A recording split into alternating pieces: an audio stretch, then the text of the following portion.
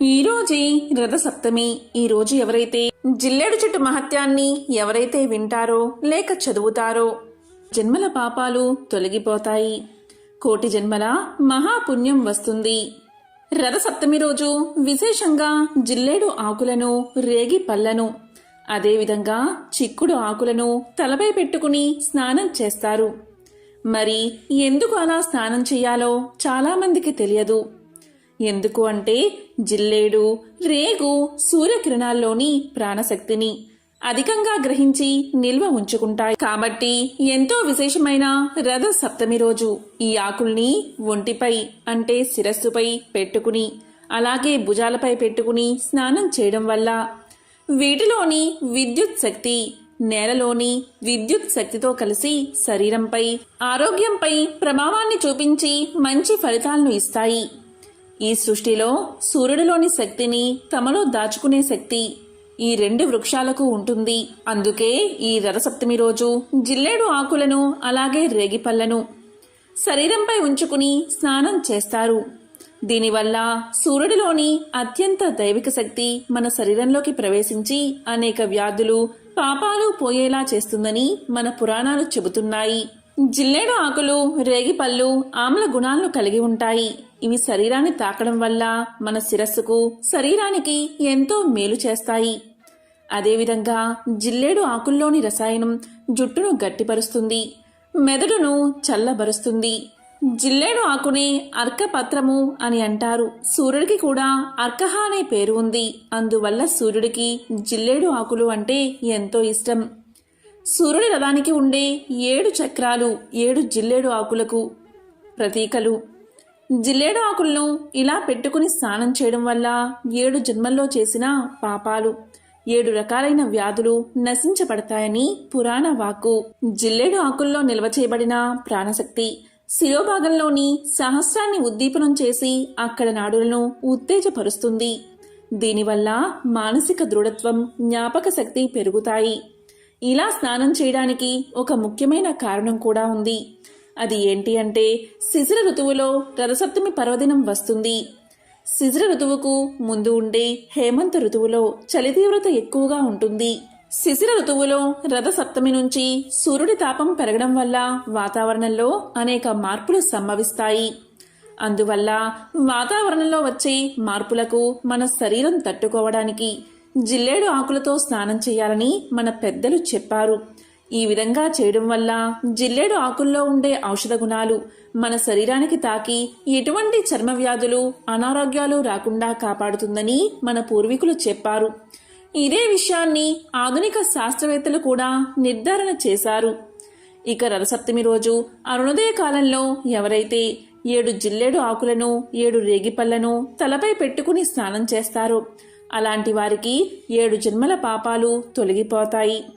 అంతేకాదు, మానవుడు తన జీవితంలో 7 రకాలైన పాపాలు చేస్తాడు. ఆ పాపాలన్నీ పటాపంచలు అవుతాయి.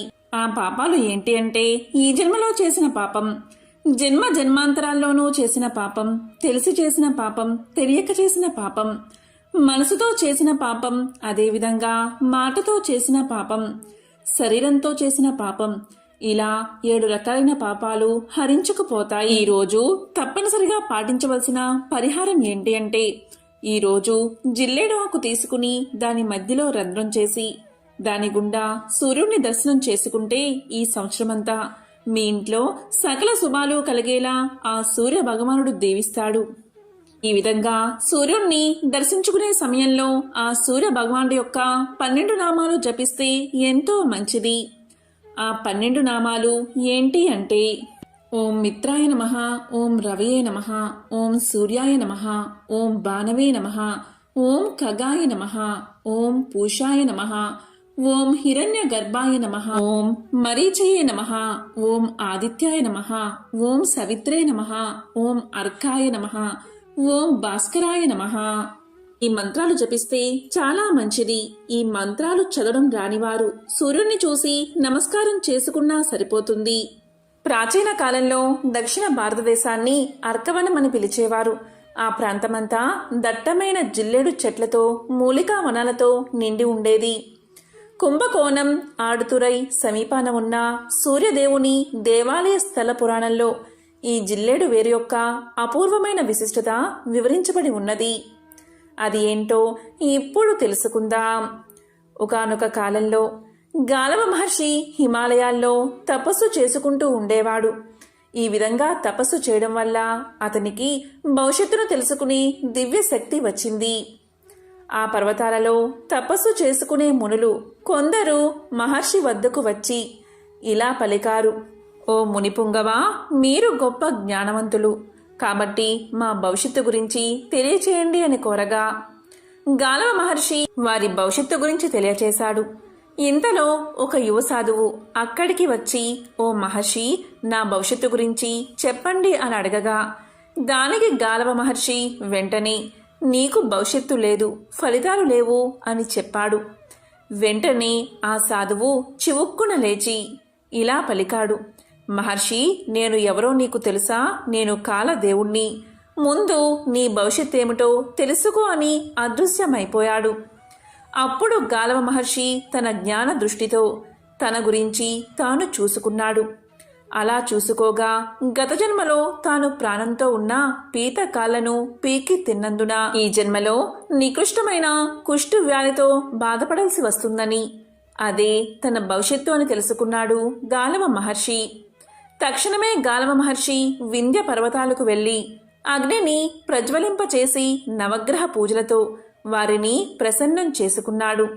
వారు ఒకే సమయాన గాలవ మహర్షి ఎదుట ప్రత్యక్షమై గాలవ మహర్షి కోరిక మీద ఆ మహర్షికి ఎటువంటి వ్యాధులు రాకుండా వరాన్ని అనుగ్రహించారు ఆ నవగ్రహాలు. దీంతో బ్రహ్మదేవుడికి కోపం వచ్చింది. దీంతో ఆయన నవగ్రహాలపై ఆగ్రహించాడు. బ్రహ్మదేవుడు ఇలా పలికాడు: విధిని ఎదురించి మీరు వరాలు ఇచ్చారు కాబట్టి మీ తొమ్మండుగురు గాలవ మహర్షి వ్యాధి విముక్తుడయ్యే వరకు భూలోకంలోనే కష్టాలు అనుభవించండి అని శపించాడు బ్రహ్మదేవుడు. బాధపడిన నవగ్రహాలు శాప విముక్తి ప్రసాదించమని వేడుకున్నారు. అప్పుడు బ్రహ్మ ఇలా పలికాడు: భరతఖండంలోని దక్షిణ ప్రాంతంలో కావేరీ నదీ తీరాన గల అర్క వనానికి వెళ్ళి, అంటే జిల్లేడు చెట్టు యొక్క వనానికి వెళ్ళి సోమవారం నాడు పవిత్ర స్నానాలు చేసి అక్కడ వెలిసిన మంగళనాయకి సమేత ప్రణవనాథుణ్ణి భక్తి శ్రద్ధలతో పూజించి అక్కడ మొలిచిన జిల్లేడు ఆకులలో పెరుగు అన్నం తిని మేమీ స్థావరాలకు చేరుకోండని బ్రహ్మదేవుడు ఆదేశించాడు. దీంతో నవగ్రహ నాయకులు బ్రహ్మదేవుడి మాట విని బ్రహ్మదేవుడు చెప్పినట్లు పాటించి శాప విముక్తులు అయ్యారు.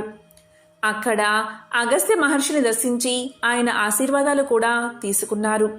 అప్పుడు అగస్త్య మహర్షి వారికి శ్వేత గణపతి గురించి, తెల్ల జిల్లేడు మూలికల విశిష్టత గురించి తెలియజేశాడు. అది ఏంటి అంటే, ఈ తెల్ల జిల్లేడు మూలిక అత్యంత వశీకరణ శక్తి కలదిగా సిద్ధ పురుషుల స్తోత్ర పాఠాల ద్వారా తెలుస్తుంది.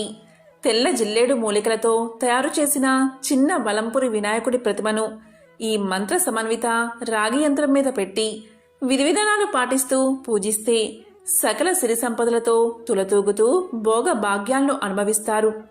వశిష్ఠ మహర్షికి శ్వేతార్క మూలిక మహిమ గురించి అగస్త్యముని ప్రథమ శిష్యుడైన శ్రీ దిరిన ధూమాగ్ని ఇలా తెలియచేశాడు: మన పూజలను అందుకునే గణపతి భక్త సులభుడు. నవగ్రహ దోషాలను, చెడు దృష్టి దోషాలు వంటి పలు విధాలైన దోషాలను శ్వేతార్క గణపతి అని పిలువబడే ఈ తెల్ల జిల్లేడు మూలికలతో చేసిన గణపతిని పూజించడం ద్వారా తొలగించుకోవచ్చని, సర్వశుభాలను పొందవచ్చని అగస్త్యుడి శిష్యుడు తెలియచేశాడు. అంత విశిష్టమైనవాడు తెల్ల జిల్లేడు గణపతి అంటే శ్వేతార్క గణపతి. శ్వేతము అంటే తెలుపు వర్ణం, అర్క అంటే సూర్యుడు, శ్వేతార్క గణపతి అంటే తెల్ల జిల్లేడు గణపతి. శ్వేతార్క మూలంలో వినాయకుడు నివసిస్తాడు. ఈ శ్వేతార్క గణపతిని సాక్షాత్తు గణపతిగా భావించి ఎవరైతే పూజలు చేస్తారో వారికి జ్ఞాన సంపద, సురక్ష, సుఖశాంతులు లభిస్తాయి.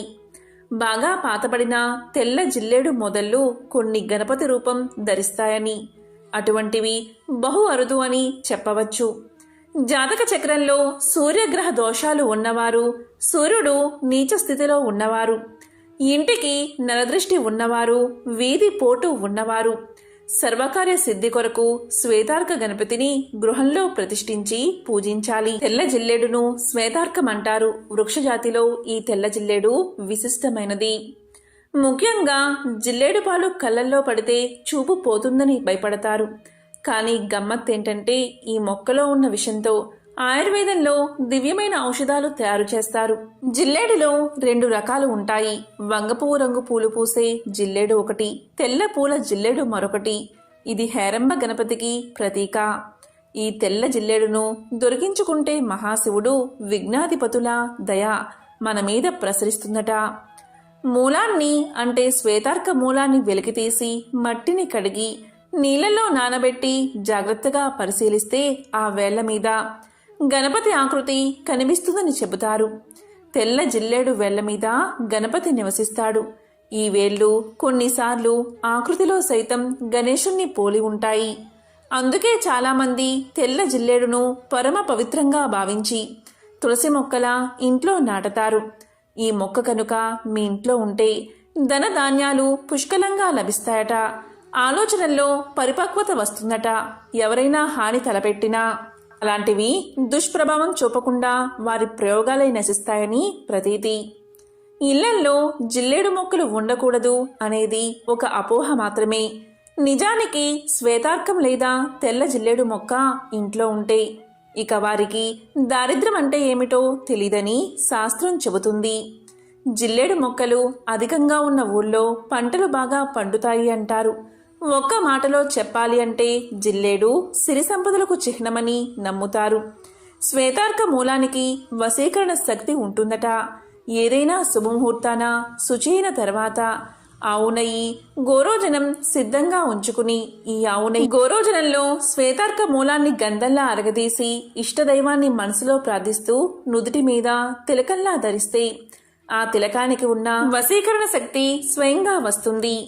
శరీర రక్ష కోసం శ్వేతార్క మూలాన్ని చిన్నదిగా తీసుకుని భుజం మీద లేదా కంఠంలో ధరించడం వల్ల ఆరోగ్య రక్ష కలుగుతుంది. నరుల దృష్టి వంటి హాని కలగకుండా ఇది కాపాడుతుంది. ఇంటిలో కానీ వ్యాపార సంస్థల్లో కానీ తూర్పు దిక్కు దోషాలు ఉన్నవారు, ప్రభుత్వ ఉద్యోగంలో ఇబ్బందులు ఉన్నవారు, నేత్ర సమస్యలు ఉన్నవారు, తరచూ ఆరోగ్య సమస్యలు ఉన్నవారు శ్వేతార్క గణపతిని పూజించడం కానీ శ్వేతార్క వేరుని తాయెత్తులో ధరించడం కానీ చేస్తే శుభప్రదం.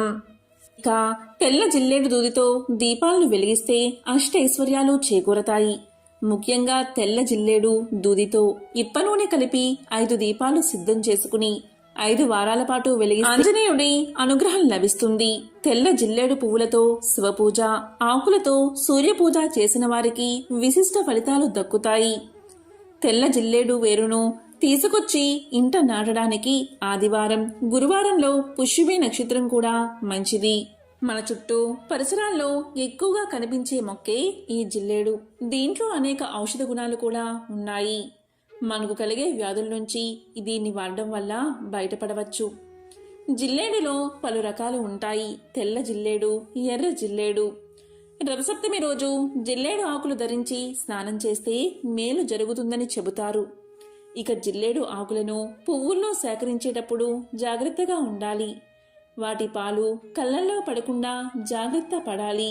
ఇక జిల్లేడు ఆకులను సేకరించి కొద్దిగా నీళ్లు కలిపి ఉప్పు వేసి మెత్తగా నూరి ఈ మిశ్రమాన్ని రాస్తే కీళ్ల నొప్పులు తగ్గుతాయి. జిల్లేడు ఆకులకు ఆముదం రాసి కీళ్ల నొప్పులు ఉన్న చోట కట్టుగా కడితే కీళ్ల నొప్పుల నుంచి ఉపశమనం లభిస్తుంది. జిల్లేడు ఆకులను ఎండబెట్టి పొడి చేసి పుళ్ళు గాయాలపై రాస్తే అవి త్వరగా తగ్గుతాయి. జిల్లేడు చెట్టు వేరును సేకరించి శుభ్రం చేసి రాత్రి నిద్రించే ముందు తలగడ కింద పెట్టుకుని పడుకుంటే పీడ కలలు రావు, భయం తగ్గుతుంది. దీనివల్ల గ్రహదోషాలు ఉన్నా కూడా తొలగిపోతాయి. అన్నీ శుభాలే కలుగుతాయి. సమస్యలు తొలగిపోతాయి.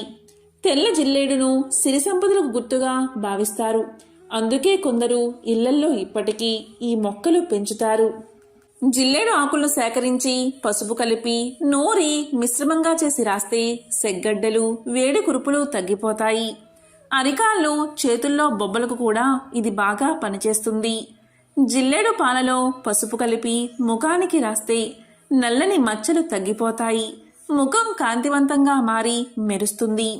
జిల్లేడు పాలను తెగిన గాయాలపై రాస్తే రక్తస్రావం వెంటనే ఆగిపోతుంది. గజ్జల్లో బిళ్ళలు కట్టినట్లు అవుతుంటే జిల్లేడు ఆకులకు ఆముదం రాసి వేడి చేసి కడితే అవి తగ్గిపోతాయి. జిల్లేడు వేరును కాల్చి దంతాలు తోముకోవడానికి కూడా కొన్ని చోట్ల వాడతారు. దీంతో దంతాలు, చిగుళ్ల సమస్యలు పోయి అవి దృఢంగా ఆరోగ్యంగా మారతాయి. జిల్లేడు ఆకుల పేస్ట్ను పాము కుట్టిన చోట రాసి కట్టుకడితే విష ప్రభావం తగ్గిపోతుంది. జిల్లేడు ఆకుల పొగను పీలిస్తే ఆస్తమా తగ్గుతుంది. జిల్లేడు ఆకులను వాడేటప్పుడు పాలు లోపలికి వెళ్లకుండా కళ్ళల్లో పడకుండా జాగ్రత్త వహించండి. కాబట్టి ఎంతో విశేషమైన ఈ రథ సప్తమి రోజు ఎవరైతే జిల్లేడు చెట్టు యొక్క మహత్యాన్ని వింటారో లేక చదువుతారో అటువంటి వారికి ఆ వినాయకుడి సంపూర్ణ అనుగ్రహం కలుగుతుంది. అదేవిధంగా సూర్య భగవానుడి ఆశీస్సులు వారికి లభిస్తాయి. ఓం సూర్యాయ నమః. ఓం గం గణపతియే నమః.